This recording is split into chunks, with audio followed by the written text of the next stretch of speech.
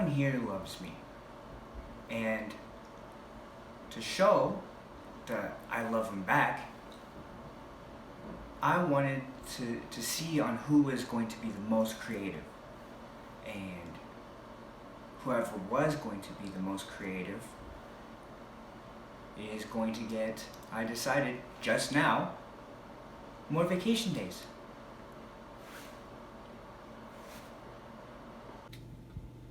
I want this vacation day. I started a list of all the contestants remaining, and I will cross off the name on that list every time I feel like they have no chance at winning.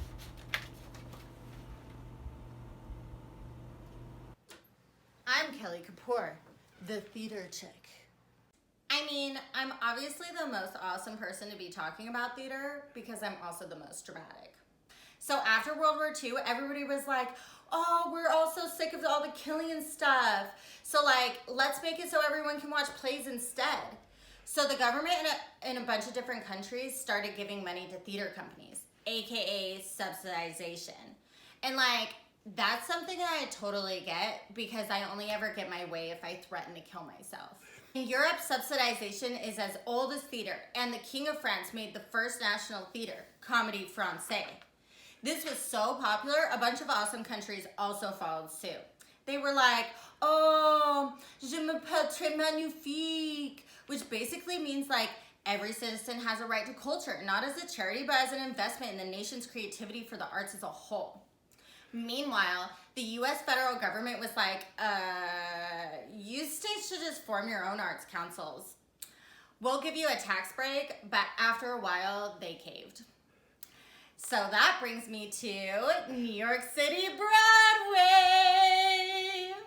Everyone knows Broadway, but you probably don't know that as production costs were rising, they had to compete with TV and only perform plays everyone really liked. Ugh, boring.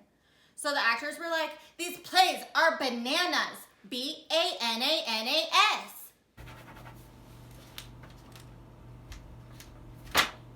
Hi, Erin here.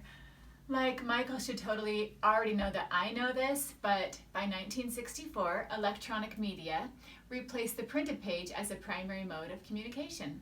Also, EM affected the theater by making the theater as transformable as it is in film and TV. Boring.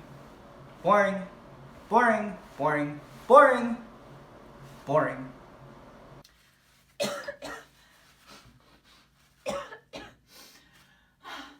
I never really get sick, except once, for when I was in the hospital from ages 3 to 6. There's this thing that Michael was asking me about. It's called happenings. It's basically a combination of the arts on display and the space, and all those attending are essential for the total artistic experience. As I was saying, there are several things that these happenings helped with. They broke down barriers between the arts and mingled elements. They shifted emphasis away from creating a product to participating in a process. They sought to provide an experience rather than present a message or a meaning. They shifted emphasis from the artist's intention to the participant's awareness. They often made each participant a partial creator of the event. Shortly after happenings passed out of vogue, performance art was born. This is basically intermingling borrowings from any or all of the visual arts, dance, music, video, and theater. It may be scripted or improvised. It may or may not make use of props and costumes. Often a solo performance, it may also use multiple performers. Perhaps the essence of performance art is that there are no rules about what is allowed. I don't really know enough to have an opinion, but let's talk Broadway. Most productions that originated on Broadway were musicals. To name a few, Funny Girl, Hello Dolly, Mame, Cabaret, Sweet Charity, A Chorus Line, Annie. One of the most successful innovators of musicals since the 1940s has been Stephen Sondheim, known for many musicals including West Side Story and Gypsy. Also, we wouldn't want to forget about Andrew Lloyd Webber, famous for writing Evita, Cats, Phantom of the Opera, Les Miserables, and Miss Saigon. In the foster home, my hair was my room. After 1960, a whole new generation of American playwrights were born. Sam Shepard has been among the most prolific and provocative of contemporary American playwrights. His most famous was True West. Oh, wow, I gotta go. Michael's calling.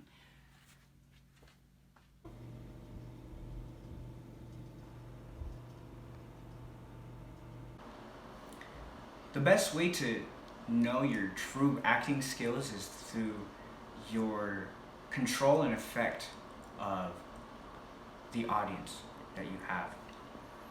And a lot of people here, I feel like, just lack all of these things. Told them to read this book on the sections I assigned them. I don't think anyone's doing it. I think a lot of questions that people think are like, were actors' roles adequately meshed? Were the physical characterization suited to the role? Did the actors achieve a sense of like their scene? Overall, were the themes and implications of the play clear? Questions like that, you know. And most of these questions can't be precisely answered, but... Wait, Hey, Pumpkin. don't call me that. Okay. You need to talk to Michael. He's out of control. Okay. It's the actor's job to be able to take these questions and to really apply it to themselves. But no one here is doing that. If they did, they would be successful, just like me. Do I care that Michael doesn't respect me as a hard worker? No. Do I care that he doesn't value my creative ability?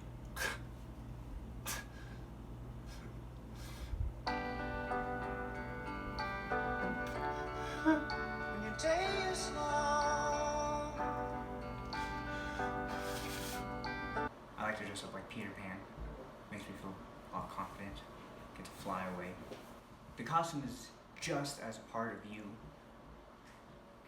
as to any actor, because it helps the actor be able to move a certain way, be able to know what gestures to make, and how to interpret the character a lot more. And it helps with the performance. Just like here, performance is the goal. Performance is the goal. It's that simple. And sometimes, well, not me, but sometimes people deal with stage fright, and it's common. Sometimes it helps though, because it helps with alertness and things like that.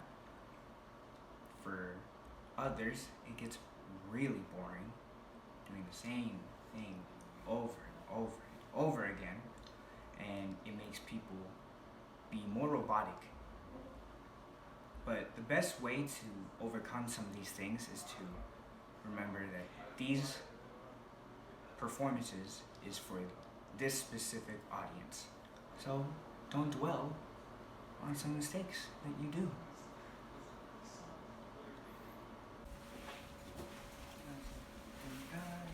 Oh my gosh! What, Angela? What? Michael, What? everyone is fooling What? around. We're supposed to be getting a character for our roles. Angela! Short Brown! Don't worry! Performance is the best way we learn. It's the best way. It's the only way. Like how Yoda says. Do or do not. You need to do. Hey, this is Pam Beasley coming at you from New York at art school. When I'm not at art school, I work at the Dunder Mifflin Paper Company in Scranton.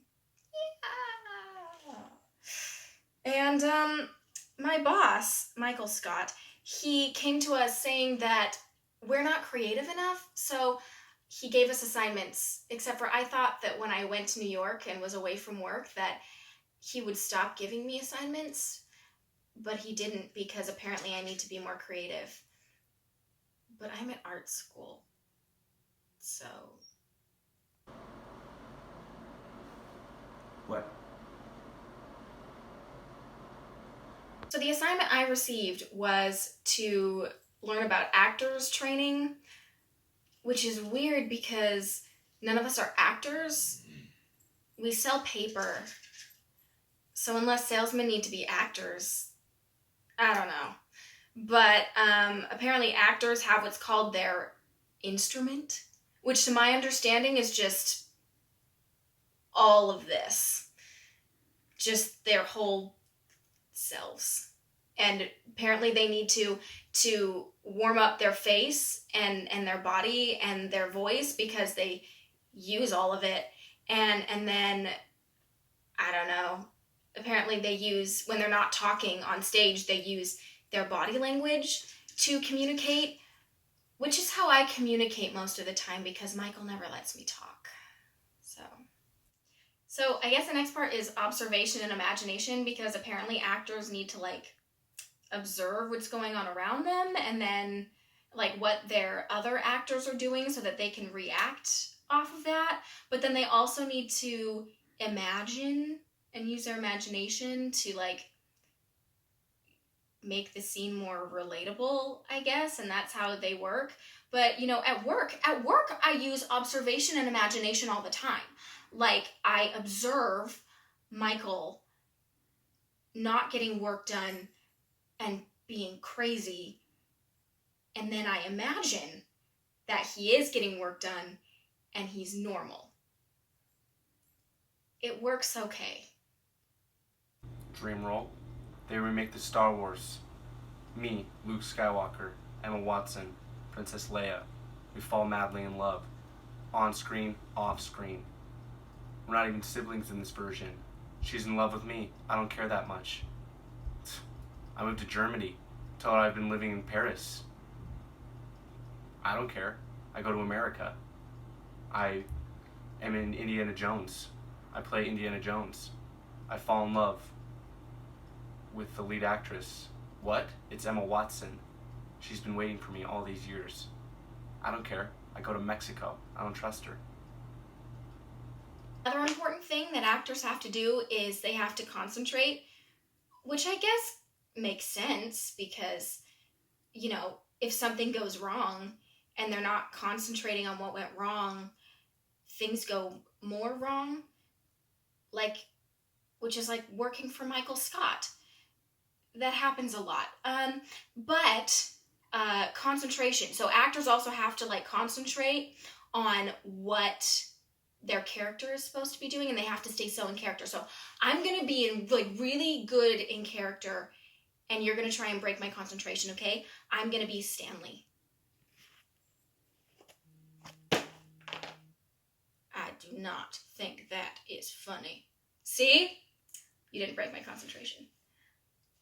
I just broke my concentration. So the stage and like the actors, they have kind of their own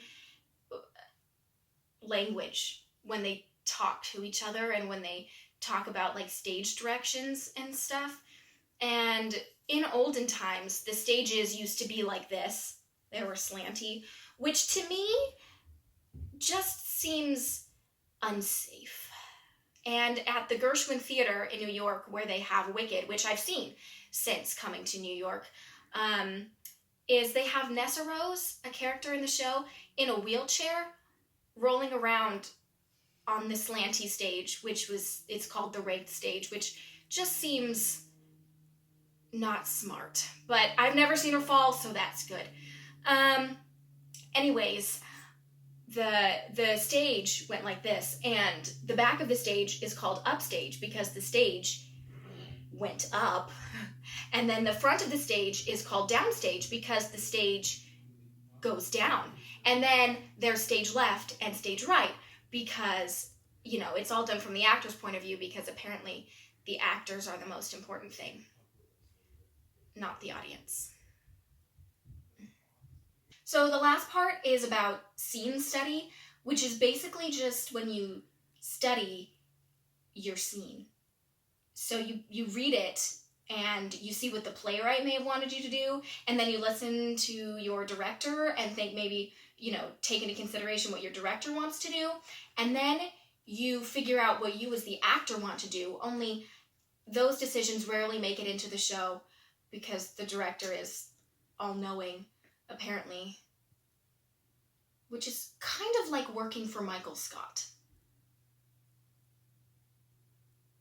Broadway, they're the lions, okay? They're in the wild. It's business. It's cutthroat. Actors joining unions, equity houses. And there's off-Broadway, doing different shows that attract smaller audiences. But then people actually just like that, so that just became Broadway. And then there was off-Broadway. Those were like the Gazelles and the food chain. They're below, not even surviving. Off-Broadway doesn't exist. Spoiler alert. Then you're not even in Africa anymore. You're in the American Serengeti with Living Theater, 1960s. They're lions in their own Serengeti. Then they grew wings and they started touring Europe. What does the Europe Serengeti have? Nothing. Then what? Mime theater? What's that? I don't know. They're the bugs that the gazelles eat. Bread and puppet theater? Worst idea ever. Never has there been any successful puppet theater. Look it up. You won't find anything. They're like the smaller bugs that those bugs eat. Poor theater? Don't even get me started. Those are like, that's the grass. What am I? People might say I'm the grass. Unnoticed, sharp, on the ball. Think again. You're the grass. I'm the lion. You're dead. Shrew rule number 1. Always win. There's 10 rules that every Shrew boy must learn before the age of 10. Learn your rules. You've got to learn your rules. If you don't, you'll be eaten in your sleep. Everyone knows you have to train before you can perform. What do these people expect? To not prepare at all and then have an amazing performance? You have to memorize your lines, understand your role, prepare psychologically and emotionally, and prepare your voice. I wish I could have been this prepared for when Dwight killed my cat.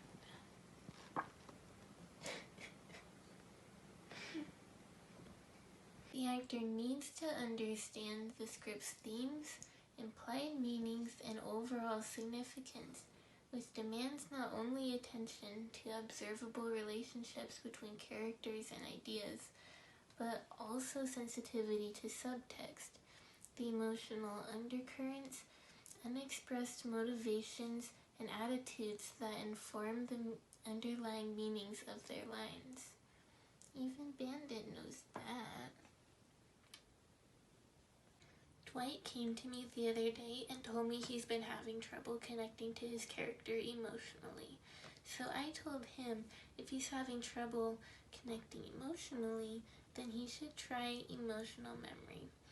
Emotional memory is where you recall a similar situation in your past than to the one you're trying to act, and you use the emotions you felt at that time for your current acting. I told him that whenever my character needs to cry, for example, I just think back to when he murdered my cat.